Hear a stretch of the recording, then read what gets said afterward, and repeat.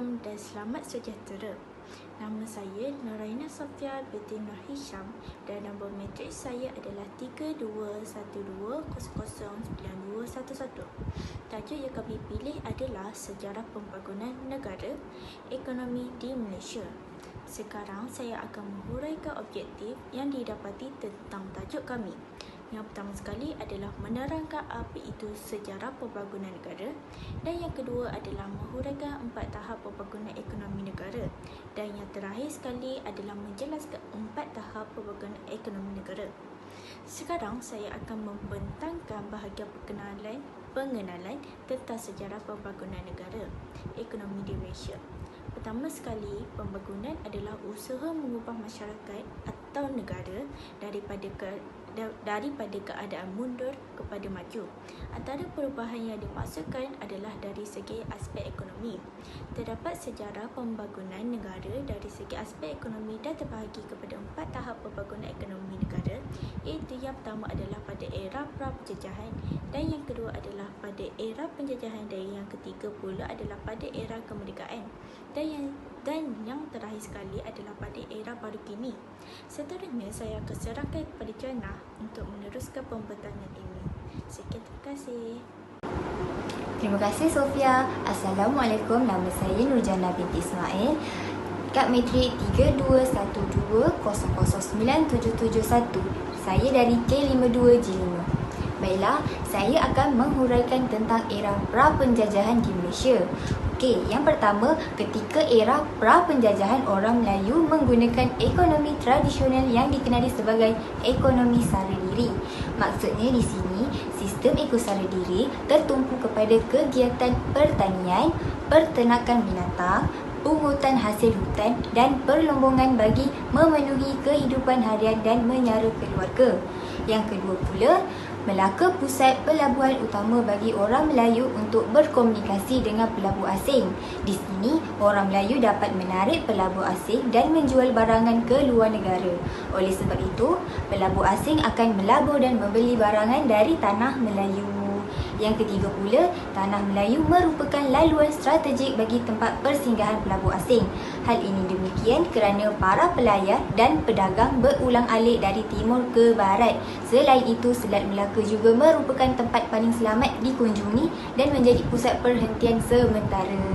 Akhir sekali, orang Melayu menjalankan kehidupan harian mereka dengan aktiviti dagangan. Sebagai contoh, mereka akan menjual hasil yang mereka dapat daripada pekerjaannya seperti dari hasil pertanian, hasil hutan dan sebagainya.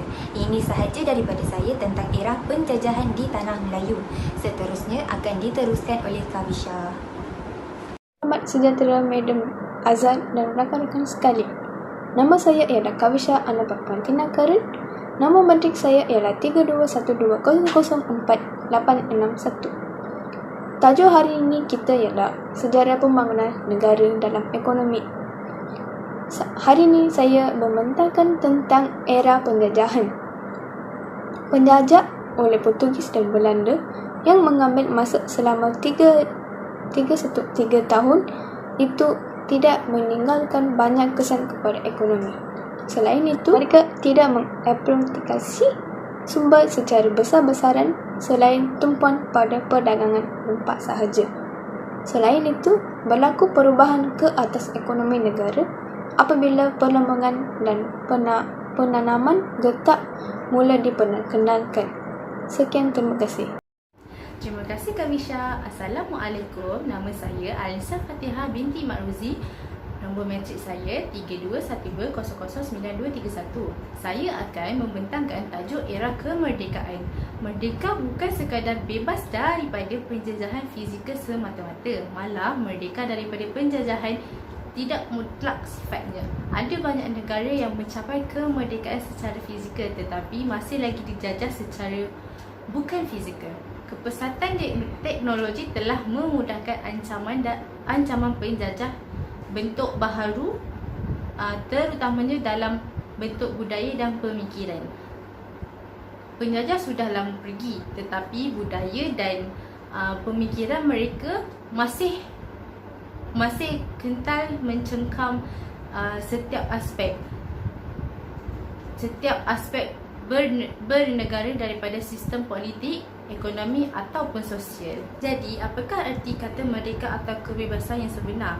Alexis de Tocqueville telah dalam bukunya Democracy in American 1835 melihat kebebasan kemerdekaan sebagai sesuatu yang boleh dan sering merosakkan. Walaupun begitu, kebebasan sentiasa akan membuka jalan untuk pembinaan semula dan apa yang dibina dengan kebebasan selalunya akan kekal lama. Namun, menurut Tocqueville, akhlak dan agama adalah prasyarat kepada kebebasan kerana kebebasan tanpa akhlak adalah tidak bermakna dan akhlak tanpa agama tiada gunanya. Okey, terdapat beberapa era kemerdekaan iaitu kerajaan telah mula memperkenalkan RPE1, Rancangan Pembangunan Ekonomi, yang dikenali sebagai Rancangan Malaysia Pertama 1956 hingga 1960. Selain itu, penubuhan rancangan pembangunan tanah seperti Lembaga Kemajuan Tanah Persekutuan Felda 1956.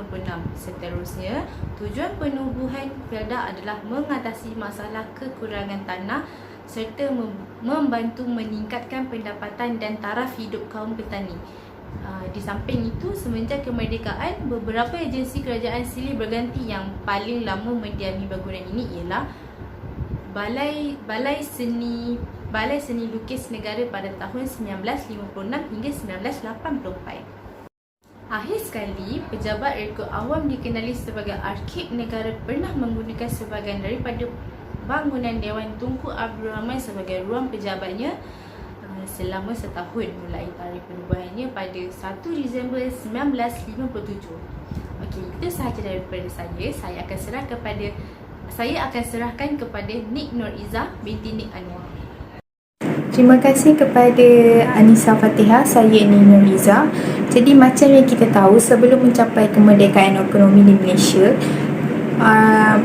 penduduk di tanah Melayu banyak dipengaruhi oleh penjajah yang membuat pelbagai langkah bagi memperbaiki dan mengembangkan lagi ekonomi, sebab penjajah-penjajah ni melihat Malaysia sebagai satu negara yang boleh maju dengan sektor ekonomi yang diorang ada daripada sumber bumi yang diorang ada. Jadi pihak penjajah ni diorang berminat untuk memajukan sektor ekonomi yang ada di Malaysia ni untuk memberi keuntungan secara langsung kepada mereka. Tetapi keuntungan yang diorang dapat daripada Malaysia ni, daripada tanah Melayu pada dahulu, tidak memberi pulangan yang sewajarnya kepada rakyat Malaysia. Jadi kerajaan telah memperkenalkan dasar ekonomi baru, di mana dasar ekonomi baru tu, DEB, diperkenalkan oleh Menteri Tun Abdul Razak pada tahun 1971 hingga 1990 dalam rancangan Malaysia Kedua.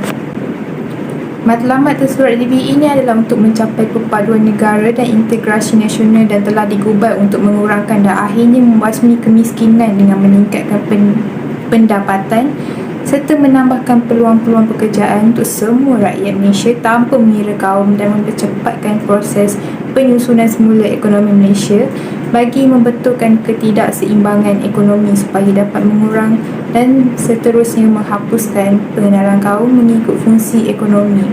Dasar ini telah diganti dengan Dasar Pembangunan Nasional DPN pada tahun 1991. Akan tetapi pada tahun 2020 agak tidak stabil kerana wujud penularan wabak baharu iaitu COVID-19 sehingga terpaksa memberhentikan segala jenis jual beli sama ada import atau ekspor bagi mengelakkan penularan COVID yang berlaku sekarang.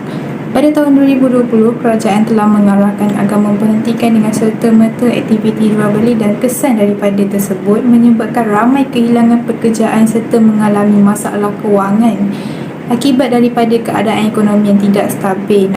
Namun, pada tahun 2021, kerajaan Malaysia telah memperkenalkan suntikan vaksin sebagai langkah memulakan era baru serta memutuskan sesetengah premis perniagaan dijalankan seperti biasa. Itu sahaja daripada saya. Secara tuntasnya, Kita sebagai rakyat Malaysia hendaklah bersatu padu dalam meningkatkan ekonomi negara setanding dengan negara yang maju dalam semua aspek. Di samping itu, kerajaan haruslah meningkatkan kadar jualan tahunan dan membuat belanjawan pada tahun akan datang supaya mencapai target. Selain itu, kita perlulah memperkenalkan produk buatan warga Malaysia ke luar negara bagi meluaskan aktiviti perniagaan serta menarik pelanggan dari luar. Itu sahaja daripada kumpulan kami. Sekian, terima kasih.